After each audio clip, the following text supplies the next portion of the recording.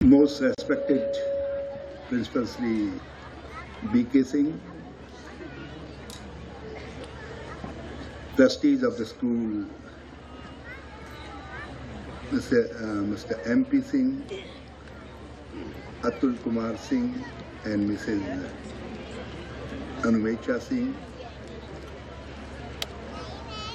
Honorable Director, Honorable teachers, and the proud parents, मैं आप सबको नमस्कार करता हूँ, प्रणाम करता हूँ और इस एनुअल डे के मौके पर मैं डीपीएस को बहुत बहुत बधाई देता हूँ।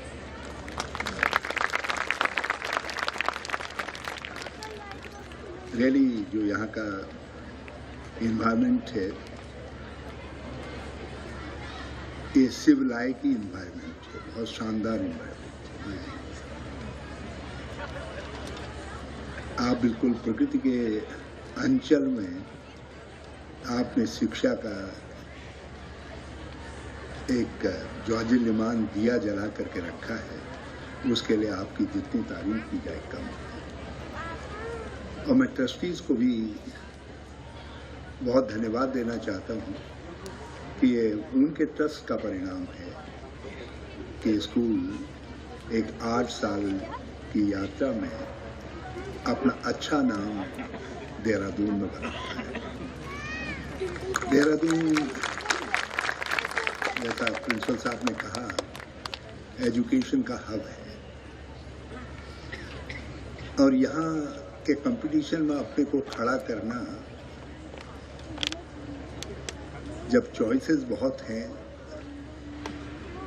तो काम कठिन है और ये कठिन काम एक डेडिकेशन से संभव होता है। जब आप दिल लगा करके किसी संस्था के साथ अपने को जोड़ लेते हैं, तो मैं विश्वासपूर्वक कह सकता हूँ कि right from trustees to the principals and teachers, सबके सामूहिक प्रयासों से और उस पर आप सबका कॉपरेशन, आप सबका सहयोग, क्योंकि आप जो पेरेंट्स हैं वो केवल स्टूडेंट्स के गार्जियन नहीं हैं, वो संस्था के भी गार्जियन हैं। तो इस सबका कलेक्टिव एफर्ट्स है जिसके कारण डीपीएस एक लीडिंग इंस्टीट्यूशन के रूप में देहरादून में अपना नाम बना पाया है और मैं उम्मीद करता हूँ कि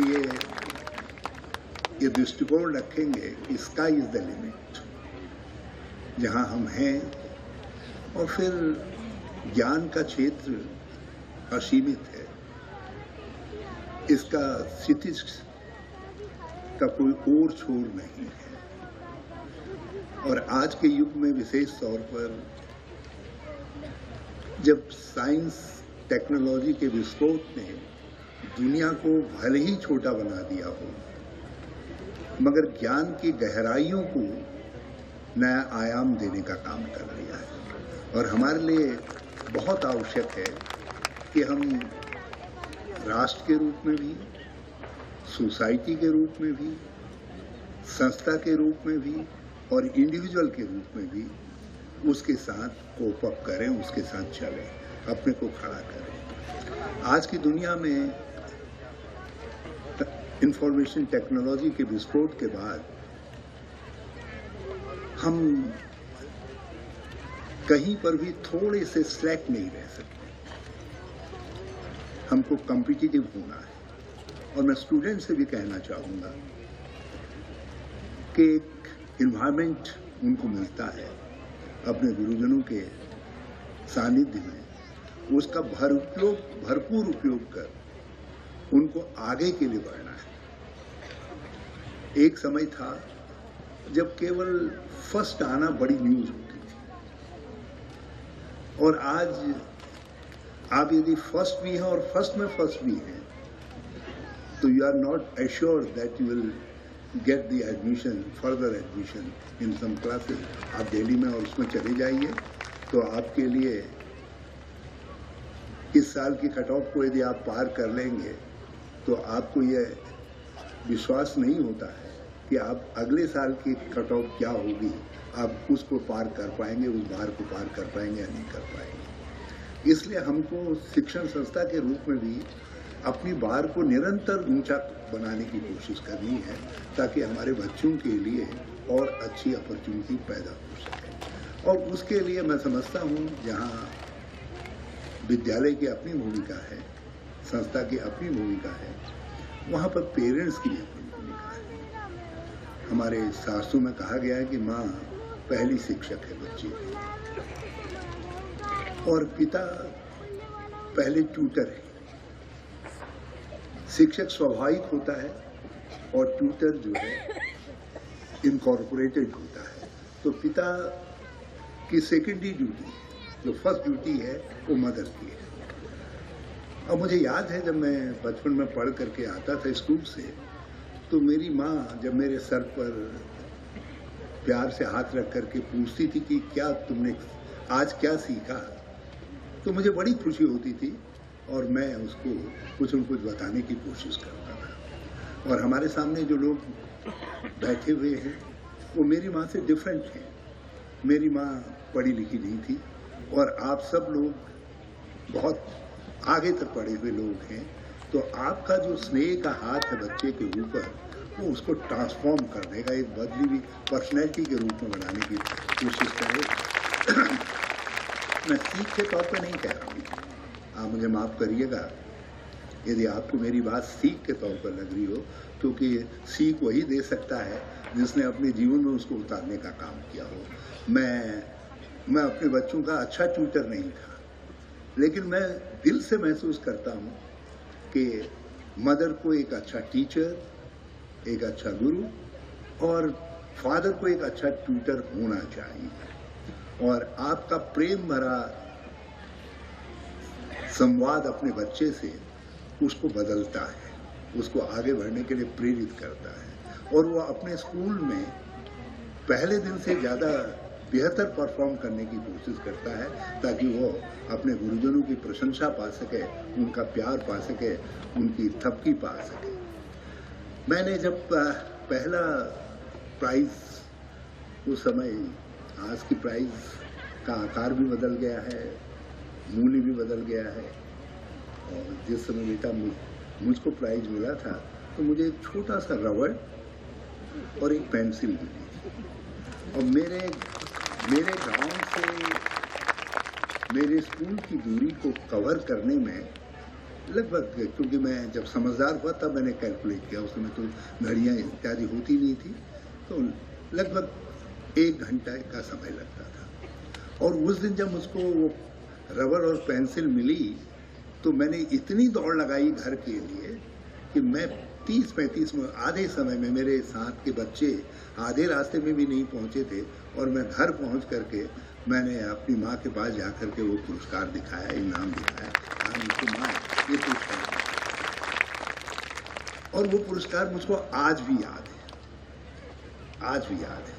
तो प्रिंसिपल साहब, आपका स्नेह का हाथ बच्चों के ऊपर, प्यार भरी आपकी एक पुचकार भरी थपकी बच्चे में कितना बड़ा बदलाव ला सकती है, इसको सहज ही कल्पना की जा सकती है। तो हम किस तरीके का इन्वायरमेंट दे रहे हैं, किस तरीके का वातावरण दे रहे हैं, ये बहुत महत्वपूर्ण है।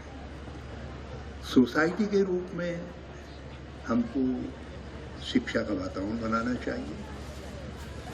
हमको ये काम केवल सरकारों के ऊपर नहीं छोड़ना चाहिए, संस्थाओं के ऊपर नहीं छोड़ना चाहिए। हमको एज ए सोसाइटी हमको ये महसूस करना चाहिए कि हम एजुकेशनल ट्रांसफॉर्मेशन के हिस्सा हैं। यदि सब मिल करके प्रयास करें, एक अच्छा शैक्षिक वातावरण बनाएं, तो हम राज्य की तस्वीर बदलने का काम कर सकते हैं, देश की तस्वीर बदलने का काम कर सकते हैं। आज भी जब हम देखते हैं, यूरोपियन स्टैंडर्ड्स को देखते हैं, इवन यूरोपियन स्टैंडर्ड्स को हम छोड़ भी दें, अपने जो साउथ एशियन कंट्रीज हैं उनके साथ भी अपनी तुलना करें, तो हमको बहुत बड़ा गैप भरना है। और मुझे खुशी है कि हमारे देश के अंदर जो प्राइवेट कैपिटल है वो एजुकेशन में बड़ी मात्रा में आ रही है। लोग एजुकेशन को एज पैशन सपोर्ट करना चाह रहे हैं। उनमें से मिस्टर सिंह इत्यादि यहाँ पे हैं, बल्कि मैं उनसे चाहूँगा why only limited to Dehradun, आप देहरादून से जरा सा और स्टेप इन करिए और आगे की तरफ बढ़िए। मैं दूसरे लोगों से भी प्रार्थना करना चाहूँगा कि शिक्षा को आगे बढ़ाने का जो अभिनव प्रयास है, उस अभिनव प्रयास में हम सबको कंधा लगाना, हम सबको जुड़ना है।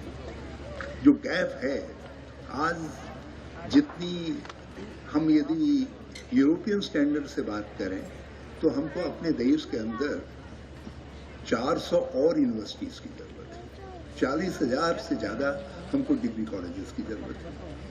और जब मैं अपने राज्य की बात करता हूँ तो दूसरों से मैं बेहतर स्थिति में इसलिए हूँ कि मेरे पास जनसंख्या के अनुपात में 100 के करीब आज सरकारी डिग्री कॉलेजेस हैं और प्राइवेट संस्थाएं भी बहुत हैं। और मैं अपने लोगों पर भी मुझे फख्र है कि अमेरिका में यदि 100 बच्चे इंटरमीडिएट तक पहुंच रहे हैं तो उनमें से 28 बच्चे पोस्ट ग्रेजुएशन के लिए या ग्रेजुएशन के लिए जाते हैं, ऑप्ट करते हैं। चाइना में भी लगभग यही स्थिति है और हमारे उत्तराखंड के अंदर 100 बच्चों में से 38 बच्चे इस समय ग्रेजुएशन की तरफ जाते हैं, आगे बढ़ना चाहते हैं। इसका अर्थ है कि उत्तराखंड में शिक्षा के लिए भूख है और हमारे लोगों ने शिक्षा पर ध्यान भी दिया पहले, मगर बीच में थोड़ी शिथिलता आ गई और इसलिए आज जब मुझसे कोई पूछता है तो मैं अपने सामने 3 प्रकार की चुनौतियां शिक्षा में देखता हूं। एक शिक्षा में भी और तकनीकी शिक्षा में भी। एक चुनौती है जिसमें क्वालिटी को बनाए रखने की। देहरादून में क्वालिटी एजुकेशन है।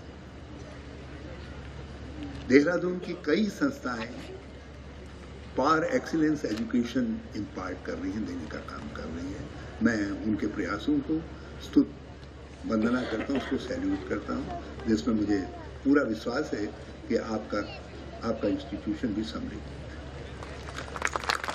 इसको कैसे बनाए रखा जाए, इसके लिए किस तरीके का सपोर्ट सोसाइटी से या गवर्नमेंट से पैदा किया जाए ताकि जो हमारा नाम है देश के अंदर अच्छी शिक्षण संस्थाओं को देने का, देहरादून का, मसूरी का, नैनीताल का, हम इसको बनाए रख सकें।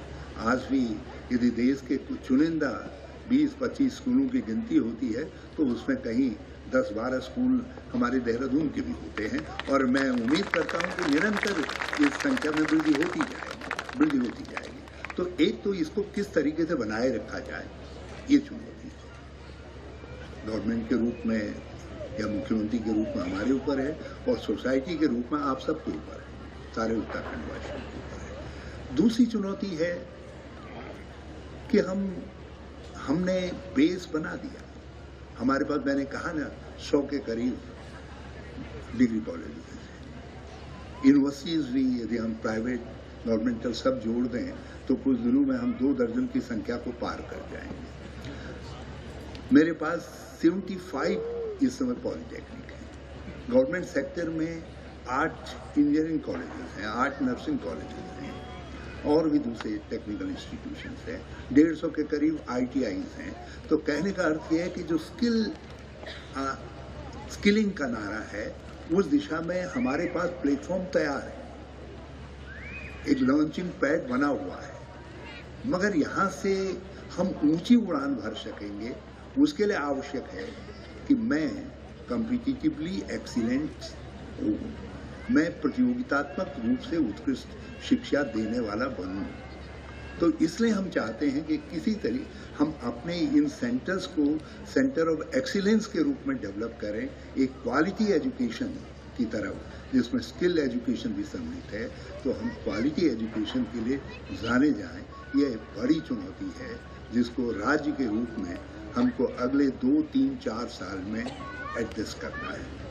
ज़्यादा समय हमारे पास नहीं है, राज्य के रूप में हमारे पास समय नहीं है, क्योंकि दुनिया बहुत तेजी के साथ बदल रही है, हिंदुस्तान बहुत तेजी के साथ बदल रहा है। यदि उसके साथ कदम ताल मिला करके चलना है, मुझे उसको पकड़ना है, तो मेरे लिए बहुत आवश्यक है कि मैं उत्कृष्टता को अपने राज्य के सिद्धांत के रूप में अपनाऊं, अपनी जीवन पद्धति के रूप में अपनाने का काम करूं, और उसकी शुरुआत के लिए सबसे बेहतर जगह कोई हो सकती है तो हमारी शिक्षण संस्थाएं हो सकती हैं। तो हमको अपनी शिक्षण संस्थाओं को सेंटर ऑफ एक्सीलेंस के रूप में डेवलप करना है। ये एक बड़ी चुनौती है, इसके लिए बड़ी पूंजी चाहिए, बड़ी कोशिशें चाहिए।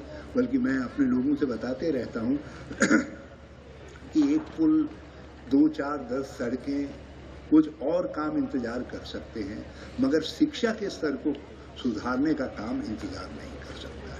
और तीसरी चुनौती है कि हम सब बढ़ जाएं, जिनके पास अपॉर्चुनिटी है, मगर एक बड़ा हिस्सा ऐसा रह जाए जो पीछे छूट जाए, जो पकड़ न पाए समय को। तो बहुत सारे इलाके ऐसे हैं, बहुत सारे एरियाज हैं, बहुत सारे लोग ऐसे हैं जिनके लिए आज क्वालिटी एजुकेशन की बात मैं छोड़ दूं, एजुकेशन तक बड़ी भारी चुनौती है, उनके लिए अपॉर्चुनिटी पैदा करना। तो ये 3 चुनौतियां मेरे सामने, यदि कोई मुझसे सवाल करे तो मैं निश्चित तौर पर बताना चाहूँगा कि मुझको इसका समाधान निकालना है। और उसमें से एक समस्या का समाधान आप निकाल रहे हैं, आप अपनी संस्था को बदल रहे हैं, आगे बढ़ रहे हैं, तरक्की कर रहे हैं। मैं केवल बच्चों से इतना ही कहूँगा कि भाई it is a era of competitive excellence. आज केवल फर्स्ट होने से काम नहीं चलता, आपको फर्स्ट में भी फर्स्ट होना है। यदि आप फर्स्ट में फर्स्ट नहीं हैं तो आप श्योर नहीं हो सकते हैं सक्सेस के प्रति जो है। इसलिए बहुत आवश्यक है कि कोई पल मिल रहा है, कोई अवसर मिल रहा है, हम उसको पकड़ें और पकड़ करके आगे बढ़ने की कोशिश करें। और उस आगे बढ़ने की कोशिश में मैं तो और कुछ आपको नहीं दे सकता, केवल आशीर्वाद की सेवा, एक गार्जियन के तौर, एक गार्जियन के तौर। और मैं उम्मीद करता हूँ कि हमारे राज्य के अंदर जो शैक्षिक वातावरण है, शिक्षा के प्रति जो रुझान है, वो निरंतर इसी तरीके से बढ़ता रहेगा। आप सबके बीच में आकर के मुझे बहुत अच्छा लगा, और मुझे आज खुशी है कि हमारा राज्य देश में जो कुछ चुनिंदा राज्य हैं, 5-6, जो सबसे ज़्यादा तेजी के साथ तरक्की कर रहे हैं, हम अब उसमें से हम भी शुमार होंगे। ये हमारे एक अच्छी, मैं जब 2014 के उत्तराखंड की कल्पना करता हूँ तो मुझे लगता है कि हमारे लोगों की जो कलेक्टिव विजडम है, कलेक्टिव एफर्ट्स हैं, एक सामूहिकता की जो भावना हमारे राज्य के लोगों में है, ये उसका परिणाम है कि 2014 का हताश उत्तराखंड आज उत्साह से भरपूर आगे बढ़ते हुए उत्तराखंड के रूप में है। और पूरे देश और दुनिया के अंदर, क्योंकि अभिभावकों में से बहुत सारे लोग देश के दूसरे हिस्सों से भी आए हैं, उत्तराखंड से बाहर से भी आए हैं, मैं उन सब लोगों से अपील करना चाहूँगा कि आप आएँ उत्तराखंड में। हम हमारे लिए अतिथि देवो भव केवल एक नारा नहीं है, ये हमारे जीवन की मीमांसा है, जीवन का सत्य है। और आप आइए, आपका स्वागत है। हमारे 4 धाम, हमारे राज्य की जो प्राकृतिक सौंदर्य है, वो सब आप सबका, हमारी जो संस्कृति है, जो हिमालयी संस्कृति है, वो अपने तरीके से देश की नियामत है, देश की धरोहर है। तो आइए, उसका आनंद उठाइए, उत्तराखंड आइए। और इस साल मुझे आप सबसे कहते हुए अच्छा लग रहा है कि 4 धाम की यात्रा पर रिकॉर्ड यात्री आए हैं। शायद हम 15 लाख का आंकड़ा पार कर गए हैं।